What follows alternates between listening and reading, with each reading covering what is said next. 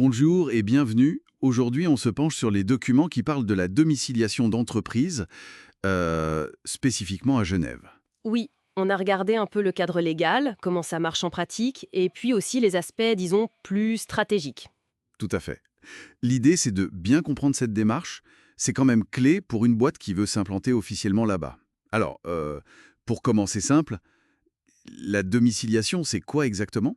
En gros, c'est l'adresse officielle de l'entreprise, son siège social, quoi. C'est une obligation légale en Suisse, hein. C'est dans l'ordonnance sur le registre du commerce, l'ORC, article 117. D'accord. L'adresse légale. C'est ça. C'est là qu'elle reçoit le courrier officiel, et c'est aussi lié aux impôts locaux, cantonaux et communaux. Mais attention, hein, faut pas confondre avec la résidence fiscale des patrons. Ça, c'est autre chose. Ah oui, bonne précision. Et un point super important, si l'entreprise, elle n'a pas de vrai bureau à elle, à cette adresse, elle doit dire qui l'héberge. C'est ce qu'on appelle le domiciliataire.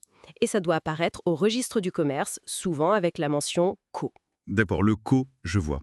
Donc ça, c'est la loi. Maintenant, concrètement, à Genève, ça se passe comment? On fait comment pour avoir cette adresse? Alors, il y a plusieurs chemins possibles.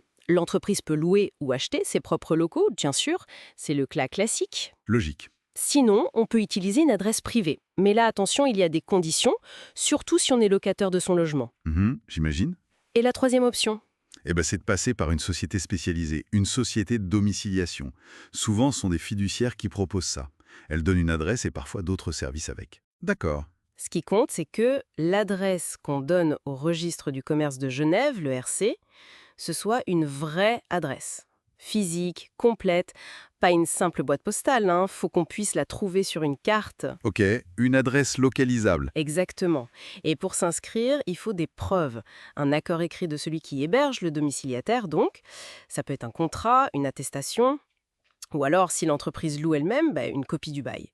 Le RC vérifie que l'adresse est bien dans le canton de Genève et qu'elle est valide. Et vous parliez de l'adresse privée, si on utilise son propre appart, par exemple. Vous disiez qu'il y a des conditions? Oui, surtout si on est locataire.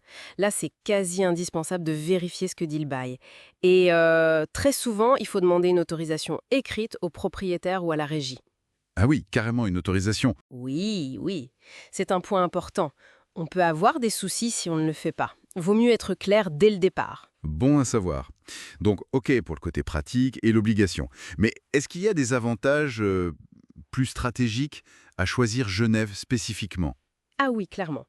Genève, ça a une image. C'est une place financière, économique, connue dans le monde entier. C'est vrai. Donc avoir une adresse là-bas, ça peut vraiment booster la crédibilité, l'image de marque de l'entreprise. Surtout si on vise l'international. D'ailleurs, certains prestataires mettent en avant des adresses dans des quartiers chics, comme les rues basses, pour jouer sur ce prestige. Malin. Et puis, il y a l'aspect économique. C'est souvent bien moins cher de passer par une société de domiciliation que de louer, meubler, équiper de vrais bureaux. Ah oui, pour les coûts fixes. Exactement. Donc pour une start-up qui démarre, ou une holding, ou même une boîte qui veut juste optimiser ses frais, c'est une solution très intéressante. Et d'ailleurs, pas besoin d'habiter en Suisse pour domicilier son entreprise ici. C'est un point important aussi. Oui, et souvent ces sociétés de domiciliation, elles ne font pas que donner une adresse. Elles proposent aussi de gérer le courrier, le réexpédier, le scanner.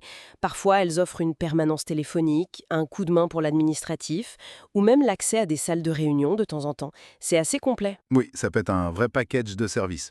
Alors, pour finir, qui est concerné par tout ça? Est-ce que ça vise que les grosses boîtes ou... Non, non, ça touche potentiellement toutes les formes juridiques. Les entreprises individuelles, si elles font plus de 100 000 francs de chiffre d'affaires par an, elles doivent s'inscrire au RC et donc avoir une domiciliation. D'accord, même les indépendants. Oui, et bien sûr, les sociétés de capitaux, SA, SARL, et les sociétés de personnes aussi, comme les SNC ou les SC, même les associations, si elles ont une activité commerciale ou si elles doivent s'inscrire au RC pour une autre raison. Donc quasiment tout le monde qui a une structure un peu formelle. C'est ça. Ah, et un détail pour les SA, les sociétés anonymes. Même si les règles se sont un peu assouplies, la loi demande toujours qu'au moins une personne qui peut représenter la société, un administrateur ou un directeur, soit domicilié en Suisse. D'accord, il faut quand même un lien local pour la représentation. Voilà. Très clair. Donc pour résumer rapidement, la domiciliation à Genève, c'est d'abord une obligation légale. Ça fixe le siège social, mais c'est aussi une option assez souple et qui peut être un vrai choix stratégique, pour l'image, Pour les coûts? Exactement. C'est un outil, en quelque sorte. Et peut-être, pour laisser matière à réfléchir, on pourrait se demander, au-delà de l'adresse sur le papier, est-ce que le choix très précis du lieu de domiciliation, même si c'est juste une boîte aux lettres ou un coworking chez quelqu'un, comment est-ce que ça peut influencer, dès le départ, la façon dont les autres voient l'entreprise et peut-être même comment ça peut façonner un peu sa propre culture interne qui est en train de naître?